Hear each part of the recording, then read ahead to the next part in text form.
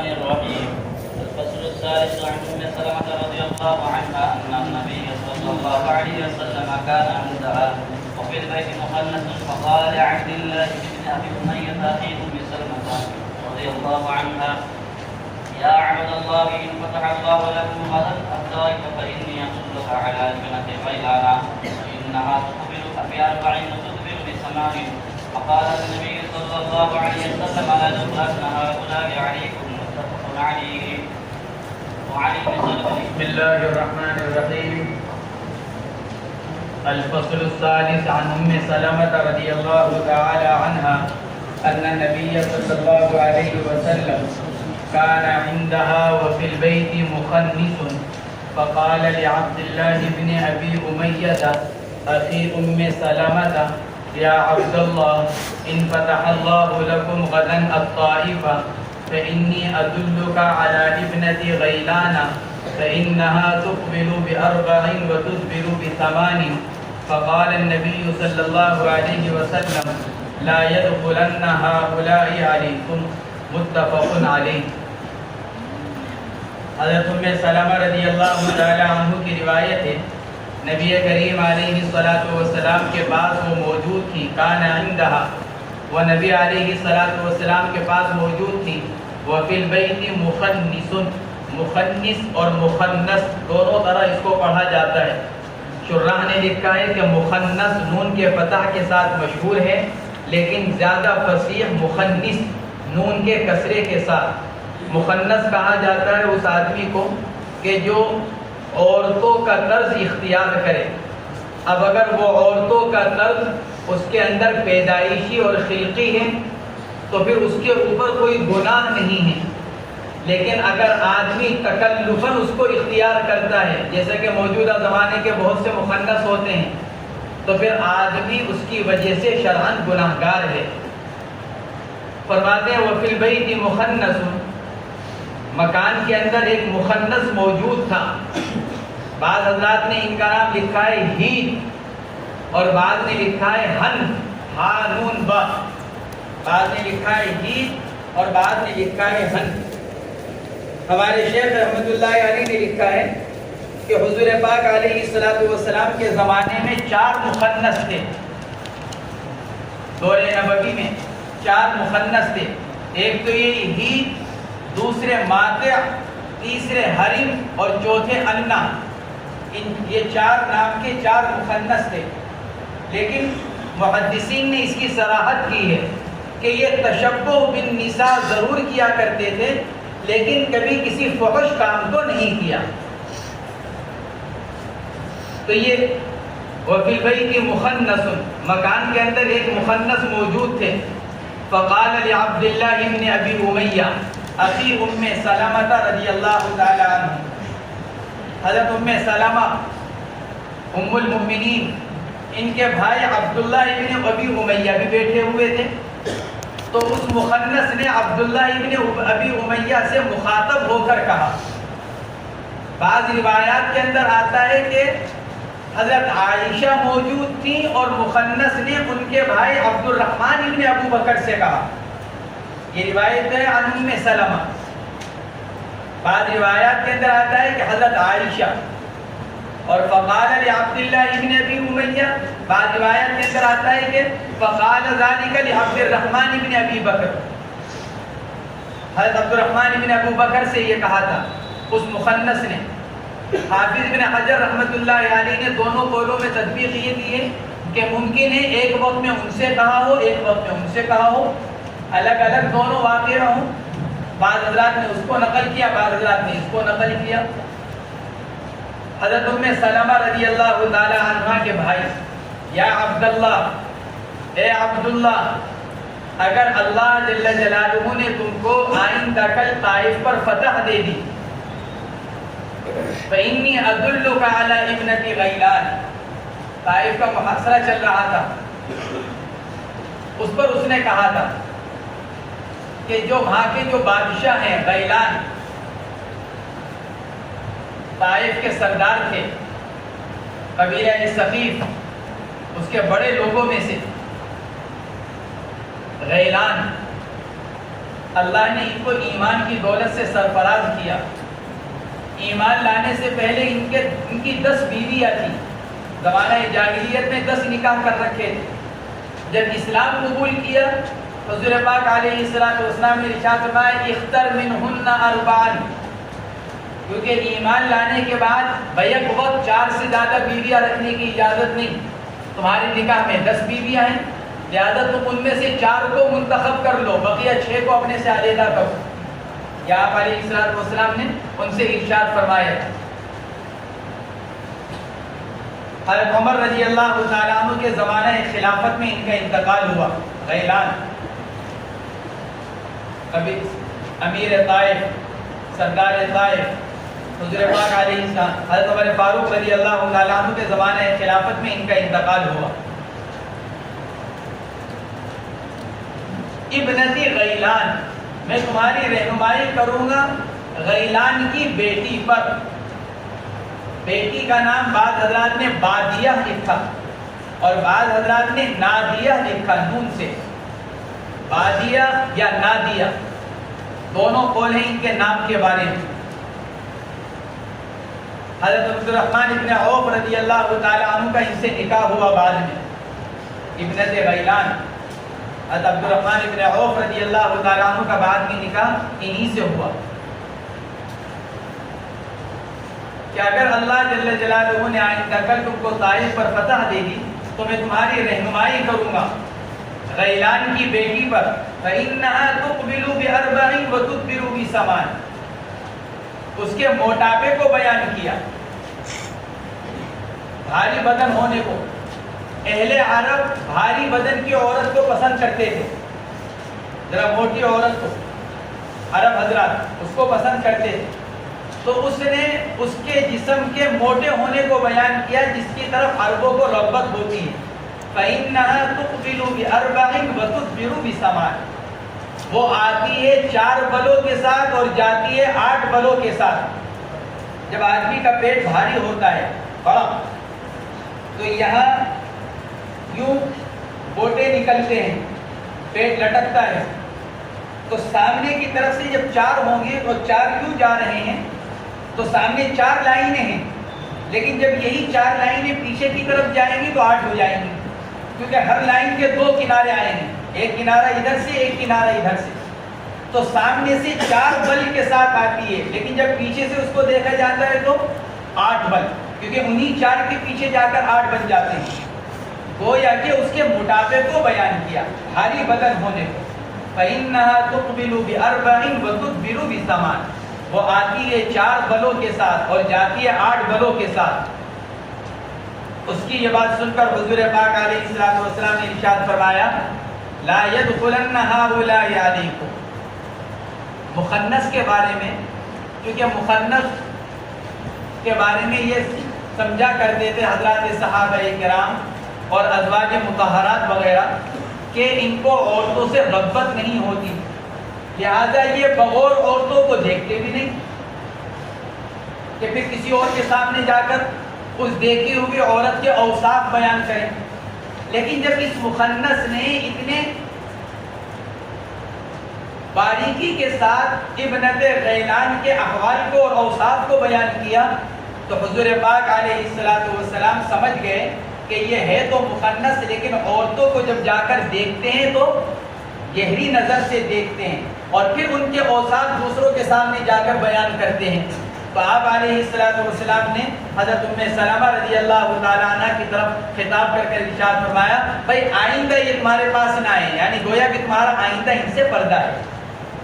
ہم تو یہ سمجھتے تھے ان کے بارے میں کہ یہ غیر اولی الاربہ میں شامل ہیں. قرآن پاک کی آیت ہے جس میں اللہ رب العزت نے پردے کے احکام کو بیان فرمایا. سورہ نور کی آیت 98 پارے کی، اس میں جو استثناء کیا گیا باپ کا، بیٹوں کا، بھائیوں کا، ماموں کا، چچا کا، ان کا استثناء کیا گیا کہ ان سے پردہ نہیں. اسی میں آگے چل کر فرمایا غیر اولی الاربہ، وہ کہ جن کو عورتوں کی طرف خواہش نہیں ہوتی. تو ازواج مطہرات حضرت ام سلمہ وغیرہ یہ سمجھا کرتی تھی کہ یہ غیر اولی الالباب شامل ہیں. اللہ کے نبی بھی یہی سوچا کرتے تھے. لیکن جب اس مخنث نے اتنی گہرائی کے ساتھ ابنت غیلان کے احوال کو اور اوصاف کو بیان کیا تو اللہ کے نبی علیہ السلام سمجھ گئے کہ یہ غیر اولی الالباب شامل نہیں، بلکہ یہ تو عورتوں کی طرف میلان بھی رکھتے ہیں اور ان کو بغور دکھتے بھی ہیں. اس لیے آپ نے ممانعت فرما دی، لا يدخلن هؤلاء علیکم، کہ آئندہ ہرگز یہ لوگ تمہارے اوپر داخل نہ ہو. کہ کیوں؟ اس لیے کہ ان کے داخل ہونے سے آئندہ فساد کا اندیشہ ہے. امام ابو داؤد رحمۃ اللہ علیہ نے بھی اس روایت کو نقل کیا. مصنف نے تو بخاری اور مسلم کا حوالہ دیا، متفق علیہ، بخاری اور مسلم کا حوالہ دیا، لیکن یہی روایت امام ابو داؤد رحمۃ اللہ علیہ نے بھی نقل کی ہے. اور اس میں یہ اضافہ ہے کہ پھر اللہ کے نبی علیہ السلام نے اس مخنث کے بارے میں، ان مخنث کے بارے میں یہ فیصلہ فرمایا کہ یہ مدینہ منورہ سے باہر جا کر رہیں، مدینہ منورہ میں نہ رہیں بلکہ مدینہ منورہ سے باہر جا کر رہیں، تاکہ عورتوں کے ساتھ اختلاط نہ ہو. کہ اللہ کے نبی علیہ السلام نے ان کے بارے میں فیصلہ فرمایا. پھر بعض صحابہ اکرام نے جب یہ عرض کیا کہ یا رسول اللہ، مدینہ منورہ سے باہر رہنے کی صورت میں ان کے کھانے پینے میں ان کو تکلیف ہوگی، کہیں بھوک سے مر نہ جائیں، تو اللہ کے نبی علیہ السلام نے ان کو ہفتے میں 1 مرتبہ یا 2 مرتبہ مدینہ منورہ آنے کی اجازت دے دی تھی تاکہ اپنی ان ضرورتوں کو پوری کر سکیں. حضرت گنگوہی رحمۃ اللہ علیہ سے حضرت سہارنپوری رحمۃ اللہ علیہ نے بذل المجہود میں نقل کیا ان کے مدینہ منورہ سے نکالے جانے کی وجہ، کہ اللہ کے نبی علیہ السلام نے ان کو مدینہ منورہ سے کیوں نکالا. حضرت سہارنپوری رحمۃ اللہ علیہ نے حضرت مولانا محمد یحییٰ صاحب والد ماجد حضرت شیخ الحدیث، ان کے حوالے سے حضرت گنگوہی رحمۃ اللہ علیہ کا یہ قول نقل فرمایا کہ حضور پاک علیہ السلام نے جو ان کو مدینہ منورہ سے باہر چلے جانے کا جو فیصلہ فرمایا وہ اس لیے کہ ان کے مدینہ منورہ میں رہنے میں فتنے کا اندیشہ تھا، کیونکہ عام طور سے عورتیں ان سے پردہ نہیں کرتی اور ان سے احتیاط نہیں کرتی. علامہ یحترز، بہت کم ان سے بچنا، ان سے پردہ کرنا اور ان سے احتیاط کرنا، ان کو دیکھنے سے، ان کو اپنے پاس آنے سے عورتیں بہت کم بچتی ہیں اس سے، اور وہ آ کر ان کو دیکھ کر پھر ان کے احوال مردوں کے سامنے بیان کرتے ہیں. اس لیے حضور پاک علیہ السلام نے، کیونکہ عورتیں تو جب یہ کسی عورت کے پاس جائیں گے تو عورت تو یہ سمجھے گی کہ بھئی یہ بیچارہ کہیں ہمارے بارے میں کہیں کچھ نقل تو کرے گا نہیں، کیونکہ خود اس قابل نہیں ہے کہ مرد اور عورت کے تعلقات کو قائم کر سکے، تو دوسروں سے بھی کوئی نقل نہیں کرے گا. عام طور سے عورتیں یہ سمجھتی ہیں مخنث کے بارے میں، لیکن ایسا نہیں ہے. چنانچہ روایت سے بھی یہی معلوم ہو رہا ہے.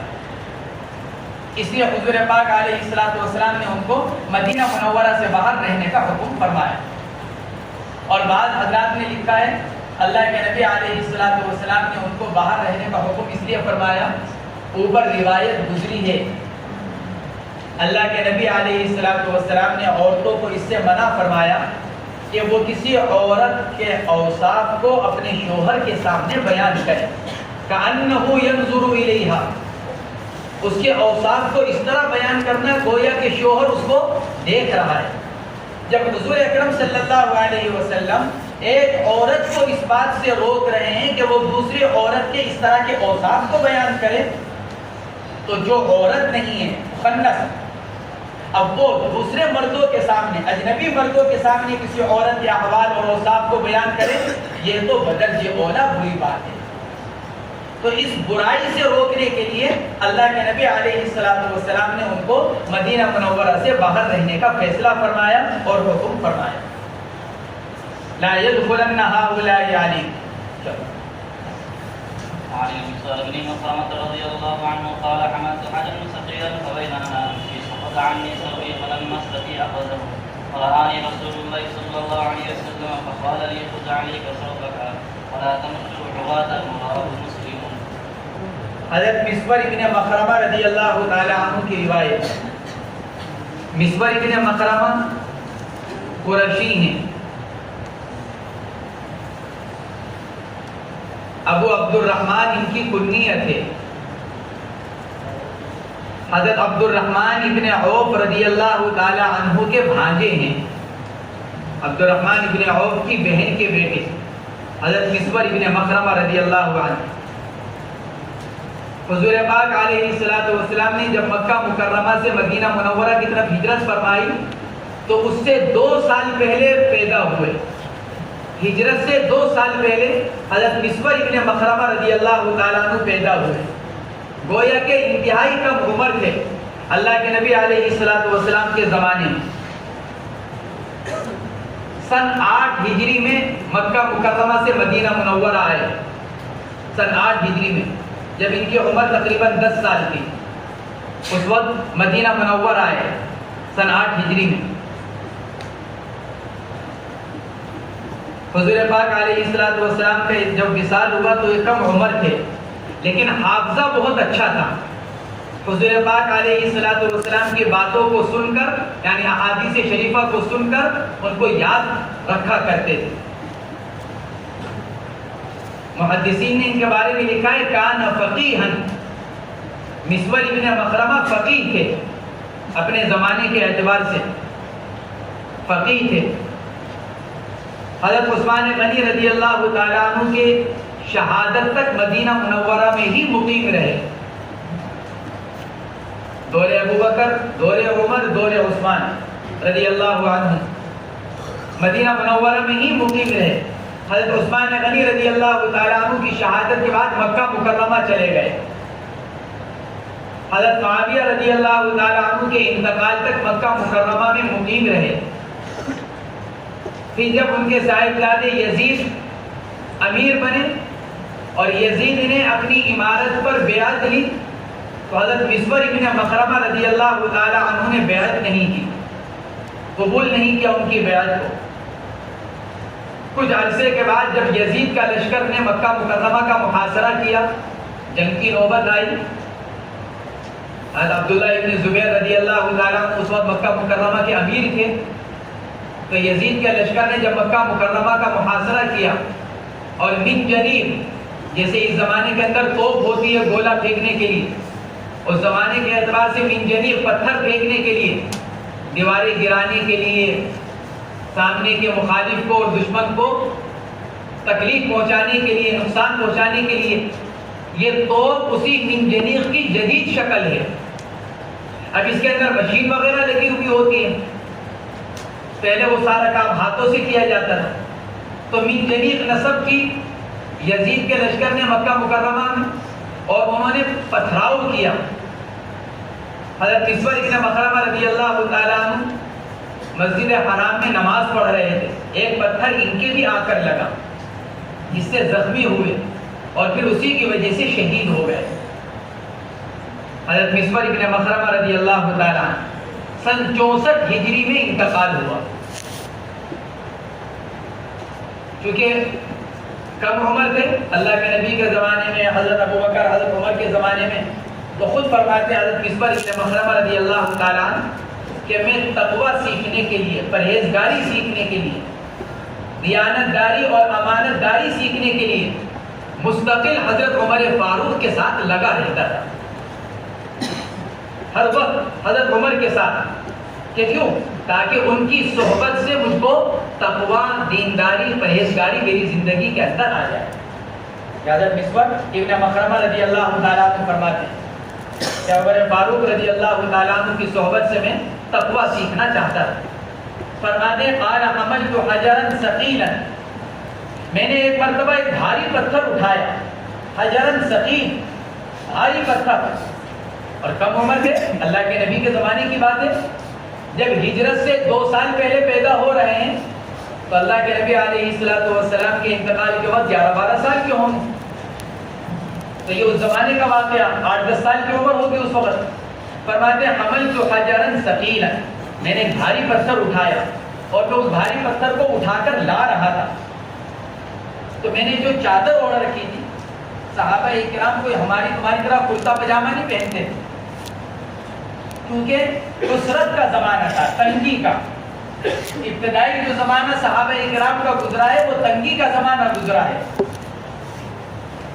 چادر اوڑھ لی، لنگی باندھ لی، یہ عام طور سے ان کا لباس ہوا کرتا تھا۔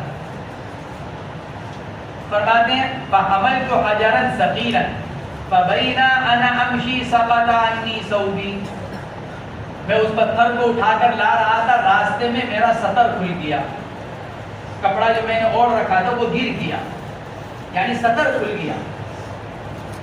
سطر کھلنا جب ہی ہوگا جب آدمی کرتا پاجامے کے علاوہ کوئی اور چیز پہنے ہوئے ہو، لنگی باندھ رکھی ہے، چادر اوڑھ رکھی ہے۔ بعض صحابہ کرام تو روایت کے اندر آئے گا ایک ہی چادر ہوتی تھی، کیا کرتے تھے اس کو پوری یہاں تک اوڑھ کر یہاں گردن کے اندر گرا لگا لیا کرتے تھے، بس وہی ایک چادر اوڑھنے کے لیے، اسی سے اپنا جسم ڈھانپا کرتے تھے۔ حضرت مسور ابن مخرمہ رضی اللہ تعالیٰ عنہ نے بھی اسی طرح کا کوئی لباس پہن رکھا ہوگا، تو اس لیے جب وہ بھاری پتھر اٹھا کر لا رہے تھے تو کپڑا سنبھال نہیں سکے، کپڑا گرا یعنی سطر کھلا، سقط عنی ثوبی، میرا کپڑا گر گیا۔ فلم استطع اخذہ، کیونکہ ہاتھ میں تو بھاری پتھر تھا، اب میں اپنا لباس سنبھال نہیں سکا۔ جس آدمی کے ہاتھ خالی ہوتے ہیں، لنگی اگر ایک دم کھلنے لگے تو آدمی اس کو سنبھال لیتا ہے، پاجامہ ڈھیلا ہونے لگے تو آدمی اس کو سنبھال لیتا ہے، لیکن جب ہاتھ میں کچھ سامان ہو بھاری تو آدمی کے لیے مشکل ہوتا ہے۔ تو فرماتے ہیں کہ فلم استطع اخذہ، میں اپنا لباس سنبھالنے کی طاقت نہیں رکھ سکا، اور اسی طرح چل رہا تھا کہ میرا ذرا کچھ سطر کھلا ہوا تھا۔ فرعانی رسول اللہ صلی اللہ علیہ وسلم، آپ نے جب مجھ کو اس حال میں دیکھا ارشاد فرمایا خذ علیک ثوبک، ارے بھائی کپڑا سنبھالو، خذ علیک ثوبک، کپڑا سنبھالو، کپڑا ٹھیک کرو، ولا تمشوا عراتا، عورات جمع عار کی، ننگا، ننگے ہو کر مت چلو، ولا تمشوا عراتا، ننگے مت چلو، ولا تمشوا عراتا، دو باتیں ہیں، پہلا جملہ مفرد کا ہے، خذ علیک ثوبک، یہ خطاب کس کو ہے؟ صرف حضرت مسور ابن مخرمہ کو، کیونکہ جسم انہی کا کھلا ہوا تھا، اس لیے ان سے فرمایا خذ علیک ثوبک۔ لیکن اگلا جملہ جمع کے صیغے کے ساتھ ولا تمشوا عراتا، پہلا جملہ مفرد ہے، دوسرا جملہ جمع کا ہے، اس لیے کہ جو دوسرا جو ارشاد فرما رہے ہیں جملہ یہ ایک عام حکم ہے، اس کا تعلق صرف حضرت مسور ابن مخرمہ سے نہیں کہ بھئی ننگے ہو کر چلنے سے صرف مسور ابن مخرمہ کو منع کیا جا رہا ہو، بلکہ پوری امت کو حکم دیا جا رہا ہے ولا تمشوا عراتا، کہ ننگے ہو کر مت چلو، ایک بات۔ دوسری بات یہ کہ چلنے ہی کی کیا خاصیت، کیا آدمی ننگا ہو کر بیٹھ سکتا ہے؟ نبی علیہ السلام تو ننگے ہو کر چلنے سے منع کر رہے ہیں، تو کیا صرف ننگے ہو کر چلنا ہی منع ہے؟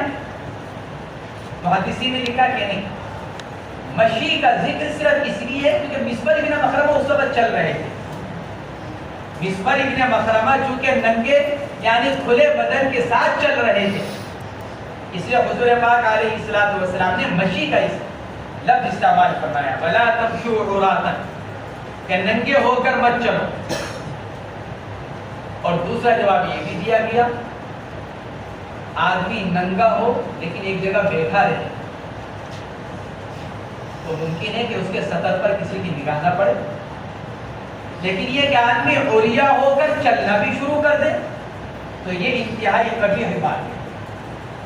ایک آدمی ننگا ہوا لیکن ننگا ہو کر بیٹھا ہوا ہے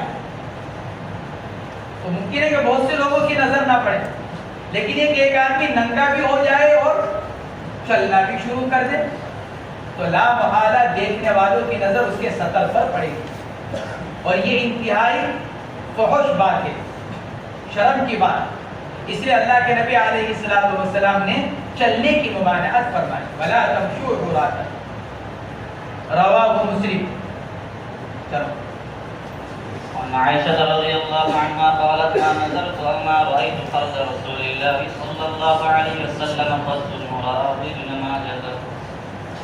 حضرت عائشہ رضی اللہ تعالی عنہ کی روایت قالت ما نظرت او ما رأيت فرج رسول اللہ صلی اللہ علیہ وسلم قد رواه ابن ماجه. حضرت عائشہ رضی اللہ تعالی عنہ فرماتی ہیں ما نظرت یا او ما رأيت. شراح نے لکھا ہے کہ یہ شک راوی کی طرف سے، حضرت عائشہ سے جو نقل کرنے والے ہیں یہ شک ان کی طرف سے کہ حضرت عائشہ نے ما نظرت کا لفظ استعمال کیا یا ما رأیت کا لفظ استعمال کیا. یہ راوی کو شک پیدا ہو گیا اس کے اندر. اور چونکہ حضرات محدثین اور اسلاف الفاظ روایت کے نقل کرنے میں انتہائی محتاط ہوا کرتے تھے، کیونکہ ان کے سامنے اللہ کے نبی علیہ الصلوۃ والسلام کے ارشاد من کذب علی متعمدا فلیتبوأ مقعدہ من النار، جو جان بوجھ کر مجھ پر جھوٹ باندھے وہ اپنا ٹھکانہ جہنم میں بنا لے. اس لیے بہت سے صحابہ کرام تو حدیث نقل کرنے سے پہلے فرمایا کرتے تھے اللہ کے نبی نے یوں فرمایا یا اس کے قریب قریب فرمایا یا اس جیسا فرمایا، یہ الفاظ کہہ کر پھر روایت نقل کیا کرتے ہیں تاکہ الفاظ کے اندر اگر تھوڑا بہت اوپر نیچے ہو جائے تو اس وعید سے بچ سکے. فَلْيَتَبَوَّأْ مَقْعَدَهُ مِنَ النَّارِ. تو راوی بھی یہاں حضرت عائشہ کے بارے میں ان کو شک پیدا ہو گیا کہ عائشہ رضی اللہ تعالی عنہا نے رأیتو کا لفظ استعمال کیا یا نظرتو کا لفظ استعمال کیا. اس لیے انہوں نے دونوں لفظ استعمال کر لیے، ما نظرتو او ما رأیتو. فرماتے ہیں میں نے نہیں دیکھی اللہ کے نبی علیہ الصلوۃ والسلام کی شرمگاہ، شرم کی وجہ سے، حیا، شرم و حیا کی وجہ سے. حضرت عائشہ رضی اللہ تعالی عنہ فرماتی، بعض حضرات فرماتے نظرت او رأیت، ما نظرت یا ما رأیت دونوں لفظ صحیح ہیں اور دونوں لفظ کا استعمال کیا گیا. اور اس صورت میں نظر سے مراد بالقصد و ارادہ ہے اور رؤیت کا لفظ عام ہے. نظر کا لفظ جب بولا جاتا ہے جب آدمی اپنے ارادے سے کسی چیز کو دیکھے تو کہا جاتا ہے نظرت الیہ، میں نے اس کو دیکھا. جب آدمی اپنے قصد و ارادے سے دیکھے. اور جب عام ہو، ارادے سے ہو یا بغیر ارادے سے، تو عام کے لیے رؤیت کا لفظ استعمال کیا جاتا ہے. گویا کہ حضرت عائشہ رضی اللہ تعالی عنہ یہ فرما رہی ہیں میں نے حضور اکرم صلی اللہ علیہ وسلم کا سطر نہ بالقصد و ارادہ دیکھا نہ بلا قصد و ارادہ دیکھا، نہ ارادہ کر کر دیکھا کبھی اور نہ کبھی بلا ارادہ دیکھا. میری نظر اللہ کے نبی علیہ الصلوۃ والسلام کے سطر پر نہیں پڑی. یہ حضرت عائشہ رضی اللہ تعالی عنہ فرما رہی ہیں. اور یہی روایت دوسری کتابوں کے اندر ہے تو اس میں مزید اضافہ ہے. فرماتی ہے کہ میں نے اللہ کے نبی کے سطر کو نہیں دیکھا اور اللہ کے نبی علیہ الصلوۃ والسلام نے میرے سطر کو نہیں دیکھا. ما رأیت منہ ولا رأى منی، نہ میں نے آپ کے سطر کو دیکھا اور نہ آپ نے میرے سطر کو دیکھا. علامہ سیوطی رحمۃ اللہ علیہ کی رائے یہ ہے، امام ابن ماجہ رحمۃ اللہ علیہ نے اس روایت کو نقل کیا. امام سیوطی رحمۃ اللہ علیہ کی ابن ماجہ کی شرح ہے، اس شرح کے اندر ان کی رائے یہ ہے کہ اما جان حضرت عائشہ رضی اللہ تعالی عنہ جو یہ فرما رہی ہیں کہ میں نے اللہ کے نبی کے سطر کو نہیں دیکھا، یہ اکثر اوقات کے اعتبار سے بالکلیہ نفی مراد نہیں، اس لیے کہ بعض اوقات اللہ کے نبی علیہ الصلوۃ والسلام کا سطر دیکھنا ازواج مطہرات سے ثابت ہے. یا علامہ سیوطی رحمۃ اللہ علیہ کی رائے ہے. فرماتے ہیں اسی وجہ سے حضرات فقہاء کرام یہ بات لکھتے ہیں کہ اگرچہ میاں بیوی کے لیے بھی ایک دوسرے کے سامنے بالکل ننگا ہونا اچھی بات نہیں، لیکن اس کے باوجود زوجین کا ایک دوسرے کی سطر کو دیکھنے کی گنجائش ہے. اگر زوجین ایک دوسرے کے سطر کو دیکھتے ہیں، شرمگاہ کو دیکھتے ہیں، حرام نہیں ہے، گنجائش ہے. اور وہ گنجائش اسی لیے ہے کیونکہ حدیث پاک سے ثابت ہے. یا علامہ سیوطی رحمۃ اللہ علیہ کی رائے. چلا دیں. وعن نبي محمد رضي الله عنه عن النبي صلى الله عليه وسلم قال ما من مسلم ينظر إلى محاسن امرأة أول مرة ثم يغض بصره إلا أحدث الله له عبادة يجد حلاوتها رواه أحمد. وعن ابي امامه رضي الله عنه عن النبي صلى الله عليه وسلم قال ما من مسلم ينظر الى محاسن امراه اول مره ثم يغض بصره الا احدث الله عباده يجد حلاوتها. حضرت ابو امامہ باہلی رضی اللہ تعالی عنہ نبی کریم علیہ الصلوۃ والسلام سے نقل فرماتے ہیں آپ علیہ الصلوۃ والسلام نے ارشاد فرمایا ما من مسلم کوئی مسلمان ایسا نہیں ہے ینظر الی محاسن امرأۃ. محاسن یا تو جمع ہے محسن کی، مراد اس سے موضع حسن یعنی اعضاء. بعض حضرات نے لکھا ہے کہ محاسن خلاف قیاس حسن کی جمع یعنی خوبصورتی. نہیں دیکھتا ہے کہ مسلمان کسی عورت کی خوبصورتی کی طرف پہلی مرتبہ یعنی بلا قصد و ارادہ، کیونکہ بالقصد و ارادہ تو پہلی نظر بھی معاف نہیں. آدمی ارادہ کر کر کسی نامحرم کو دیکھے ناجائز ہے، لیکن بلا قصد و ارادہ کسی نامحرم پر نظر پڑ جائے وہ معاف ہے. لیکن اللہ کے نبی علیہ الصلوۃ والسلام اس میں بھی ترغیب دے رہے ہیں جب بلا قصد و ارادہ کسی عورت پر نظر پڑ جائے فوراً نظر ہٹا دو. کیوں؟ جیسے ہی کسی اچھی عورت پر، خوبصورت عورت پر نظر پڑی اور آدمی نے فوراً نظر کو ہٹایا تو نفس پر بار گزرتا ہے، نفس پر بوجھ پڑتا ہے، صبر کرنا پڑتا ہے آدمی کو. اللہ اس صبر کا بدلہ یہ دیتا ہے کہ عبادت کی حلاوت برحمت فرما دیتا ہے. جب آدمی نامحرم پر نظر پڑتے ہی نظر ہٹاتا ہے، فرماتے ہیں ثم یغض بصرہ، اور پھر جھکا لے اپنی نگاہ کو یعنی نامحرم سے اپنی نظر کو ہٹا لے. الا احدث اللہ عبادۃ، مگر اللہ اس کو ایسی عبادت کی توفیق دیتے ہیں. احدث اللہ عبادۃ ای توفیق طاعت، احدث ای جدد. اللہ اس کو کیا کرتے ہیں؟ ایک ایسی نئی عبادت کی توفیق مرحمت فرماتے ہیں جس کو کرنے میں آدمی کو مزہ محسوس ہوتا ہے. جیسے آدمی حلوہ کھاتا ہے تو مٹھاس محسوس ہوتی ہے، ایسے ہی بعض اوقات آدمی کو عبادت کرنے کی بھی مٹھاس محسوس ہوتی ہے.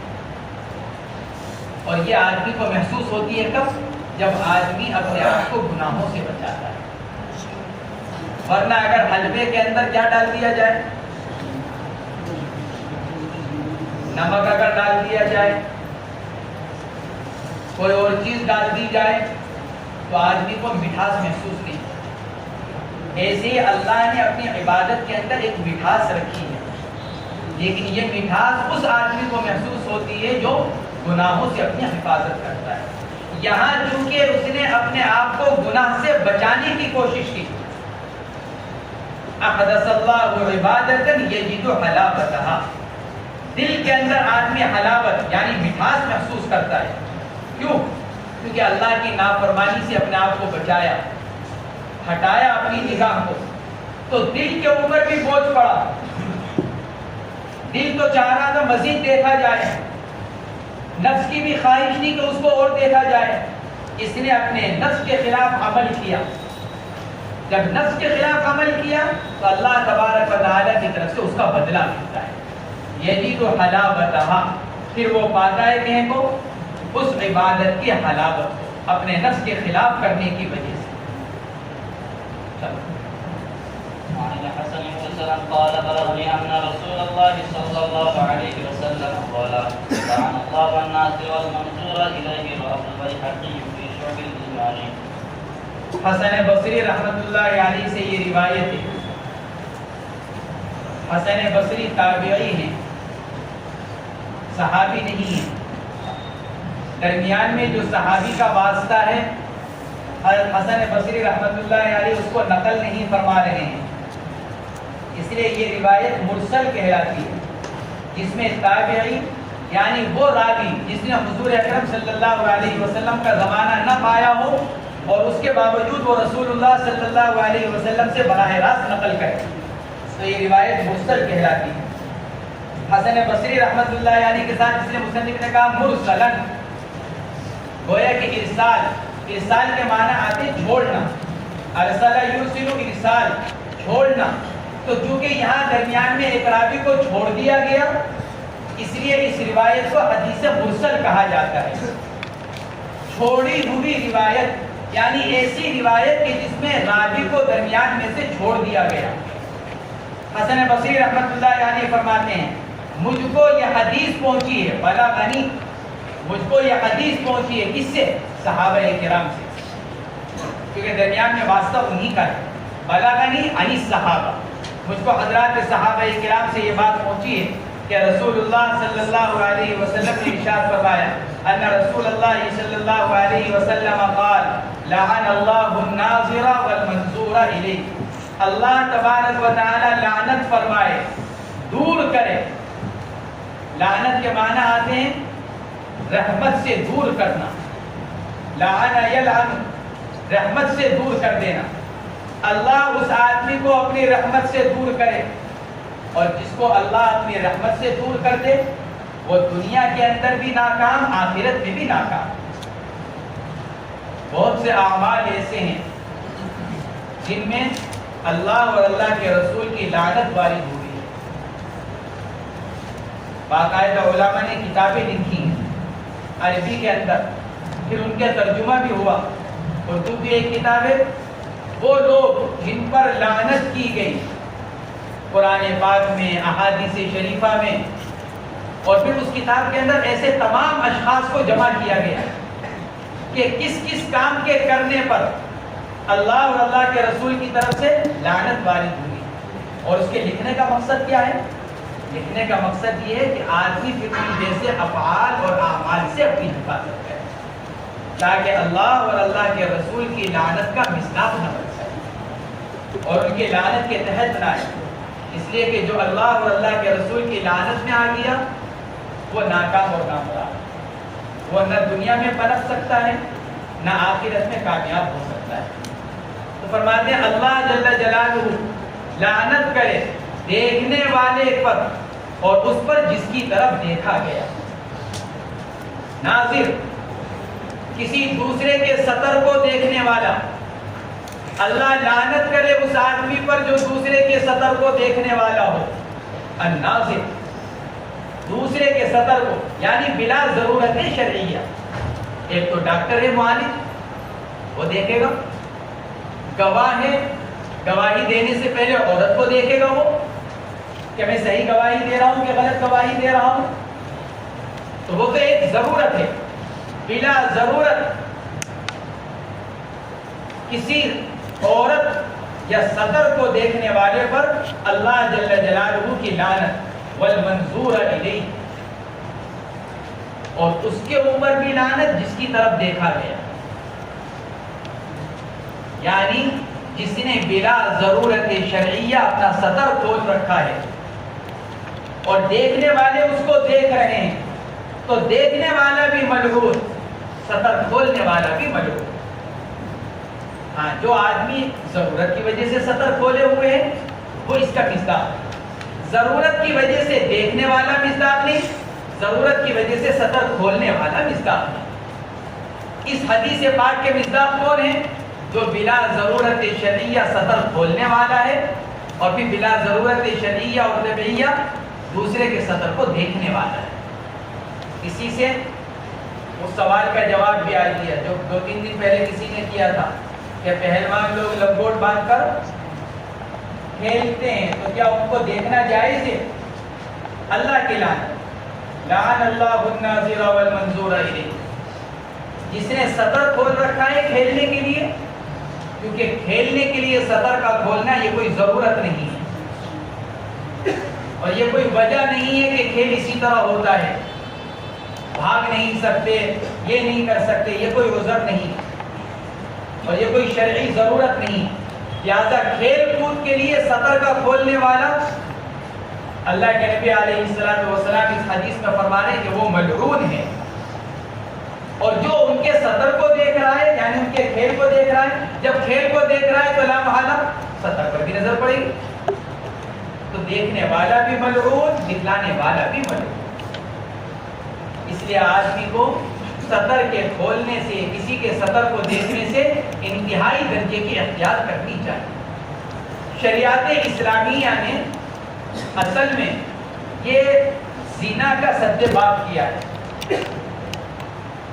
زنا تک پہنچنے کا جو سب سے پہلا دروازہ ہے وہ بد نظری ہے، نظر کا خراب ہونا. اس لیے اسلام نے پردہ رکھا ہے. جس معاشرے کے اندر 100% پردہ ہوگا وہاں عورت کی عزت محفوظ ہوگی، مرد کے خیالات پاکیزہ رہیں گی. اور جس معاشرے میں، جس ماحول میں بے پردگی ہوگی، عریانیت، وہاں زناکاری عام ہوگی اور مرد کے خیالات گندے اور خبیث بنیں گے. اس لیے کہ جب آدمی ناجائز چیز کو دیکھے گا تو خیالات بھی ناپاک ہوں گے، شیطان کو وسوسہ ڈالنے کا پورا موقع ملے گا. اس لیے حضور اکرم صلی اللہ علیہ وسلم نے معاشرے کی پاکیزگی کے لیے پردے کے اوپر زور دیا، نظر کی حفاظت کے اوپر زور دیا. مرد اگر اپنی نظر کی حفاظت کرے، مرد فاعل ہے، اگر مرد اپنی نظر کی حفاظت کرے معاشرہ زناکاری سے اور بدکاری سے محفوظ رہ سکتا ہے. لیکن اگر مرد اپنی نظر کی حفاظت کرنے والا نہ ہو، مرد اگر اپنی حفاظت کرنا چاہے تو اس کے سامنے سیدنا حضرت یوسف علیہ السلام کی مثال ہے، اس کے سامنے کفل کی مثال ہے. حضرت کفل جن کا واقعہ بخاری شریف وغیرہ میں نقل کیا گیا. بنی اسرائیل کے ایک آدمی تھے، انتہائی گناہگار، پیسے والے. ایک عورت ان کے پاس آئی، اس نے آ کر کہا کہ میں بہت اچھے گھر کی ہوں لیکن بہت مجبور ہو گئی، گھر میں کوئی کمانے والا نہیں، کچھ نہیں ہے گھر میں، میرے بچے بھوکے مر رہے ہیں، کچھ دے دو اللہ کا واسطہ. اس نے کہا تم میری ضرورت پوری کرو، میں تمہاری ضرورت پوری کر دوں گا، یعنی مجھے اپنے اوپر قابو دے دو، میں تمہاری ضرورت پوری کر دوں گا گھر کی. عورت رونے لگی اور پھر اس نے یوں کہا کہ میں ایسی عورت نہیں ہوں کہ میں اپنی عزت خراب کروں، لیکن میرے بچوں کا معاملہ ہے، وہ بھوکے مر جائیں. تم کر لو تمہیں جو کچھ کرنا ہے، لیکن کم سے کم میرے بچوں کو کھانے کے لیے کچھ دے دو. چنانچہ جب وہ زنا کرنے کے لیے جب وہ تیار ہوا تو عورت رونے لگی اور روتے ہوئے اس نے کہا کہ اللہ کی قسم میں نے اس سے پہلے کبھی یہ بدکاری کا کام نہیں کیا. ان کے اوپر ایک عجیب اثر ہوا کہ یہ عورت پہلی مرتبہ بدکاری کر رہی ہے اور اتنا اللہ سے ڈر رہی ہے، اور میں تو روزانہ کرتا ہوں یہ کام، مجھے کبھی اللہ کا خوف پیدا نہیں ہوا. فوراً باز آ گئے. مرد اگر چاہے تو رک سکتا ہے. حضرت یوسف علیہ السلام کا واقعہ، اس وقت نبی تھوڑی ہے کوئی وہ. حضرت یوسف علیہ السلام نبوت تو بہت بعد میں جا کر ملی.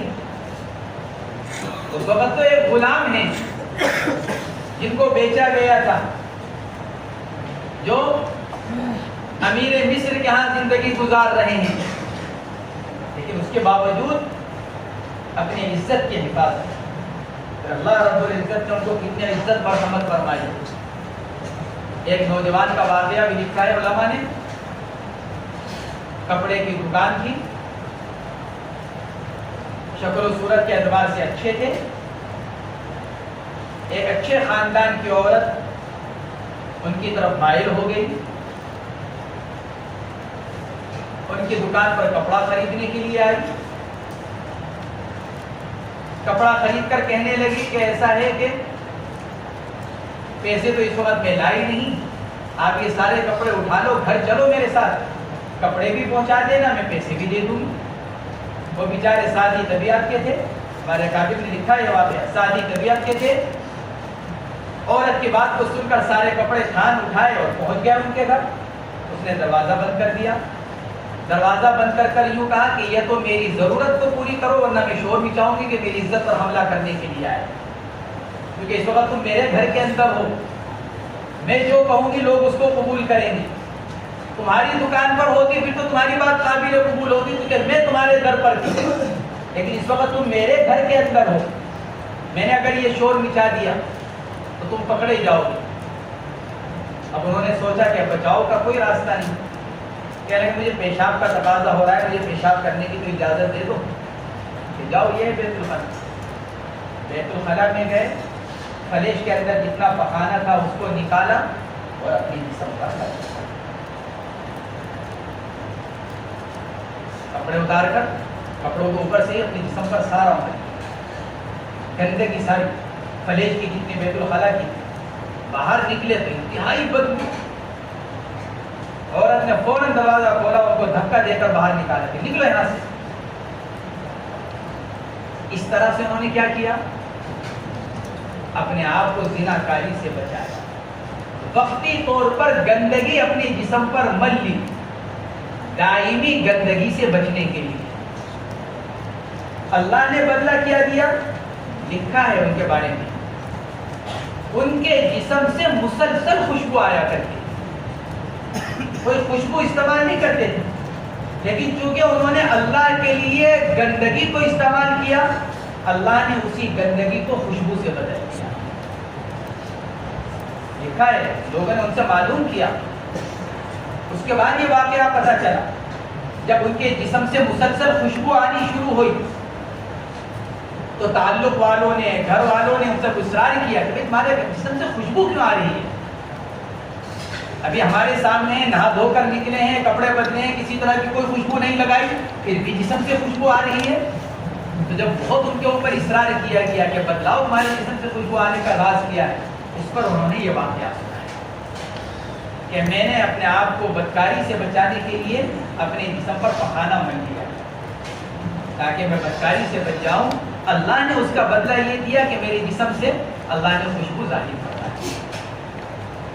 اسی لیے اسلام بد نظری سے بچنے کو کہتا ہے, اور بد نظری سے بچنے کے لیے زیادہ حکم اللہ تبارک و تعالیٰ کا اور اللہ کے نبی کا کس کے لیے؟